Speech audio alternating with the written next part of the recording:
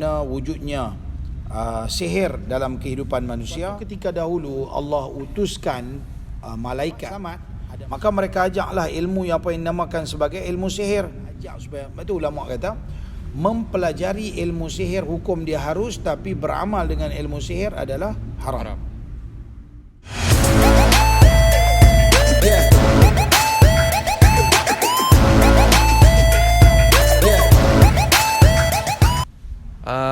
Tanda-tanda orang tu kena sihir atau santau lah, daripada peribadi badan kita sendiri, tak punya jenis meniaga.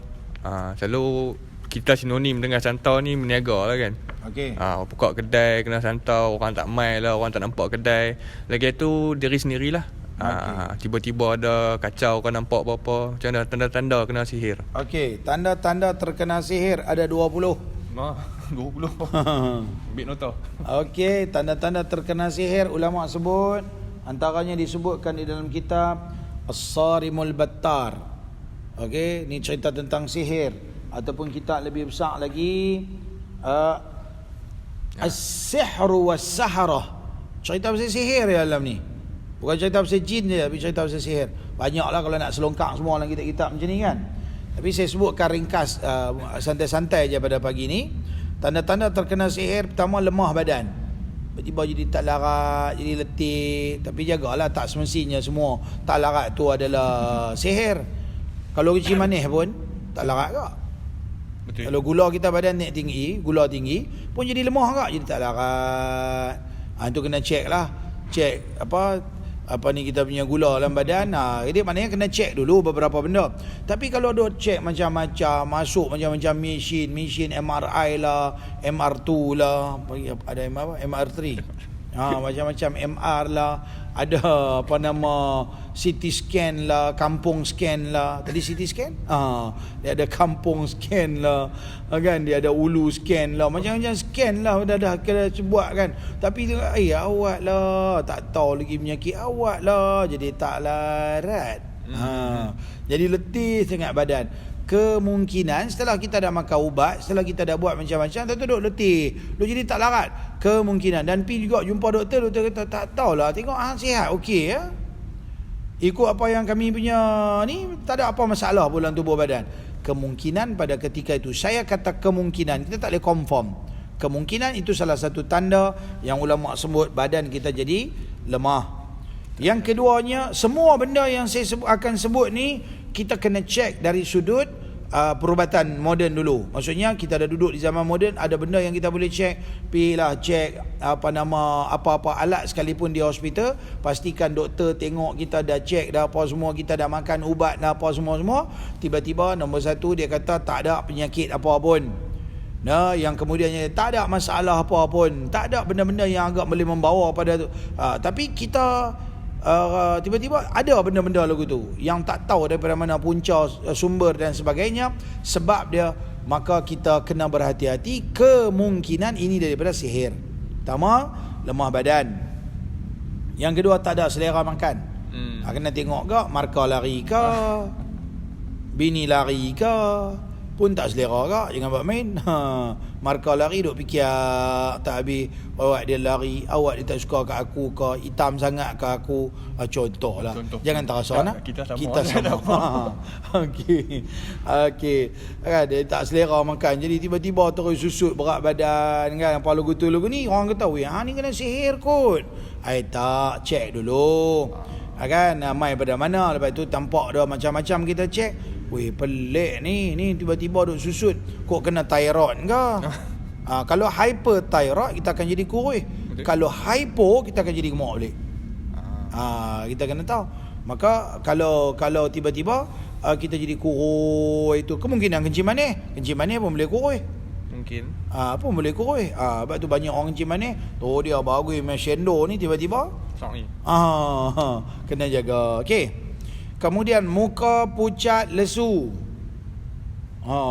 Tak kena penyakit apa pun tak tahu kan. Boleh jadi dia migraine ke, boleh jadi tak apa-apa penyakit lah. Boleh jadi leukemia ke, na'udzubillah, kanser ke, memang pucat lesu. Duk kena apa nama tu? Kemo lah. Kan, kemo lah, eskimo ke apa ke, macam-macam kita pun tak tahu. Tiba-tiba bagus duk kena tu, habis mati, habis sel-sel kulit lah apa semua, memang pucat lesu, muka macam tenggorak umpamanya. Badan panas, demam kot. Buat tu dulu. Jangan semua sakit jin, kesian kat jin. Kesian. Jangan duk tuduh jin. Tapi kemungkinan juga badan panas, ni demam tak mau nak kebah-kebah ni. Boleh jadi kadang-kadang demam nak mati pun dia demam tak mau kebah. Tu bahaya balik. Kadang memang Tuhan kata nak mati dah, tapi dia mai asbab demam. Qalu inna lillah. Maka kita tak boleh kata semua demam tu adalah jin, tapi asbab dia mungkin ada, tetapi tak dinafikan. Badan panas, demam yang berterusan juga kemungkinan daripada sihir. Okay.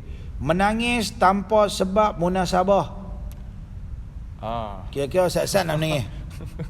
Sat-sat nak menangis. Duduk tak duduk. Duduk tak duduk nak menangis. Dia kata, tapi tengoklah, kalau menangis ada sebab, dia sebab. Saya pernah menangis.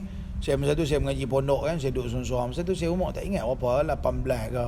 Lagu tu lah, tiba-tiba tak tahu, tiba-tiba jadi macam sebab ni bukan apa, duk fikir macam ni. Dia beradik aku ni tak suka kat aku ni kamu. Padahal bukan saya pergi duduk mengaji, bukan saya dipaksa, saya pergi dengan sendiri, dengan rela hati. Pergi duduk, jadi saya nak rasa apa, tapi saya rasa macam saya berenggang dengan keluarga. Pasti ada perasaan. Mungkin ada juga gangguan iblis setan mai duk bisik-bisik kot di telinga. Keluarga hang tak suka kat hang lah kot. Kita saja nak bagi pecah belah manusia, kemungkinan kan. Kalau kata tengah-tengah duk gelak kawan-kawan, tiba-tiba dia menangis tu. Tiba-tiba dia menangis. Apa tiba-tiba duk tak duduk ni menangis pula kan. Sebab pula dah. Dia kata dah hangpa duk cerita ni, tiba-tiba aku teringat arwah mak aku. Tak apa. Tapi tiba-tiba saya nak menangis. Nangis ya. Tak tahu pasal apa. Tak tahu pasal apa. Pasal apa menangis? Tak tahu lah saya nak menangis. Menangis. Kan saya senang kalau nak menangis. Menangis. Menangis habis tu. Sekejap habis menangis dia lega kan. Okey, menangis tanpa sebab munasabah. Yang keenam, dada sebab. Adik-beradik lah sebelum nak menangis dia dada main sebab tu. Okay. Yang ketujuh, selalu dan kerap menguap secara tidak tabi'i. Menguap memanjang. Tidak tabi'i. Ya? Tidak tabi'i, tidak luar biasa. Luar tabi'i. Sama kan? Yalah, luar tabi'i. Tabi'i tu kebiasaan. Kebiasaan mengantuk lah baru menguap kan. Yang ni menguap, Allah, mengantuk pun menguap, lagi teruk tak mengantuk pun menguap. Dua saya saja menguap. Kerap sangat aku tengok hang ni menguap ni. Kan? Ni tak luar biasa. Pelik. Yang ni kena berhati-hati. Kira nak tidur mengantuk memanjang. Yang ni kena berhati-hati. Kemungkinan macam mana? Kemungkinan kena penyakit lain, kemungkinan juga kena sihir. Tak larat nak kerja. Malas kerja.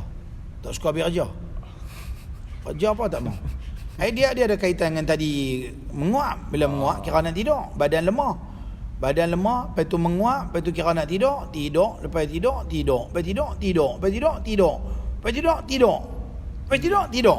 dia berapa kali tidur Dia mungkin juga kat tempat kerja orang tak puas hati kan kita.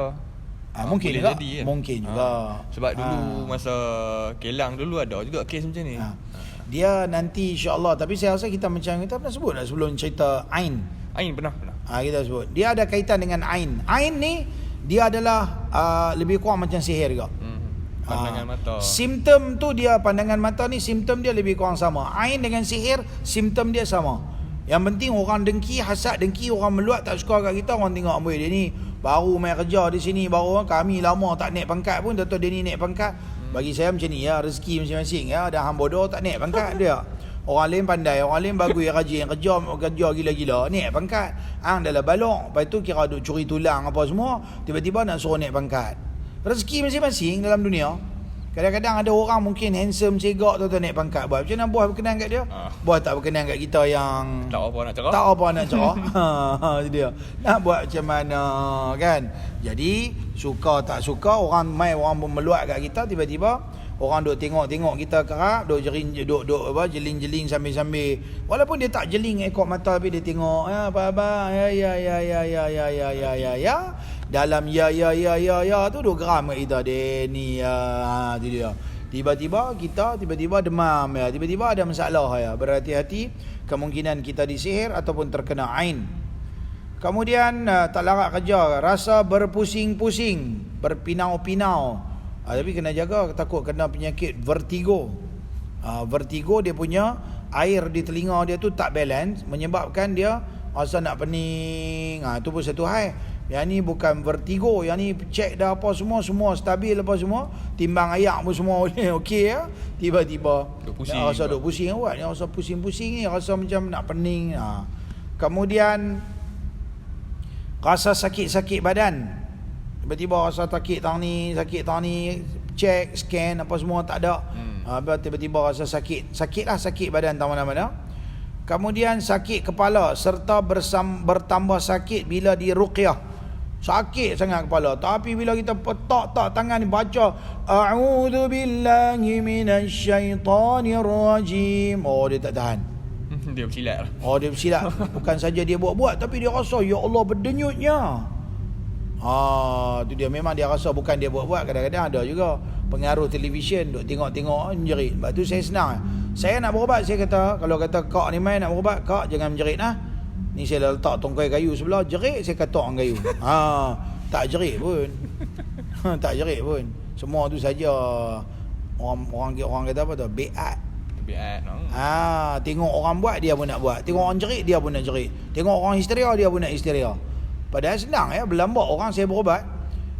Tiba-tiba mai dia kata pergi berubat sana, jampi semua riau. Mai kat saya kata jangan jerit.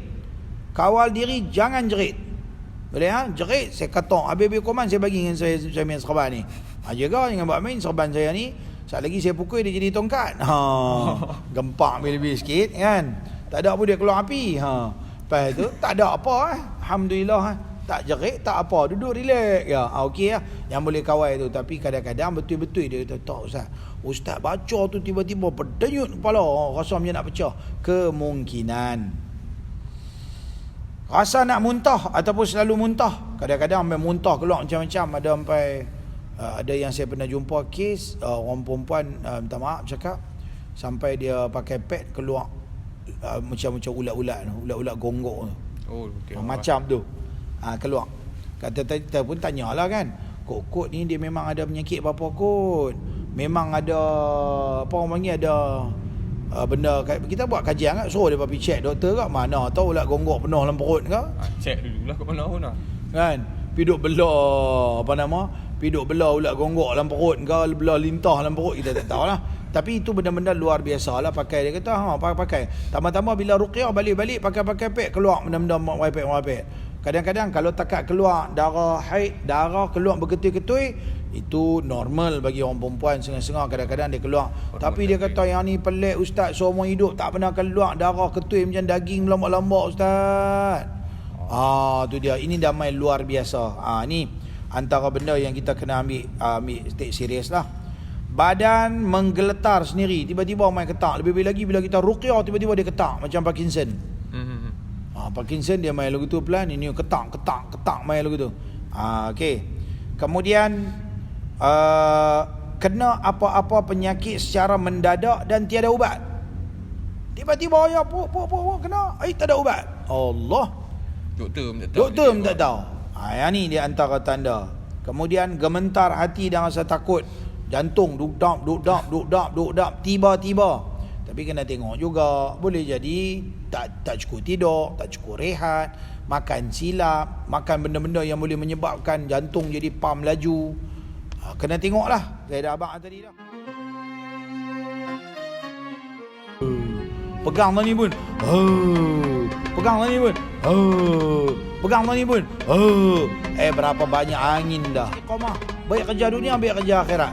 Mayang pun boleh main sat itu berhenti. Sat main rakam, sat tak main rakam. Sat rasa nak marah, sat rasa nak marah, sat nak rasa marah. Amboi tak rasa ke nak seronok-seronok sikit. Yeah.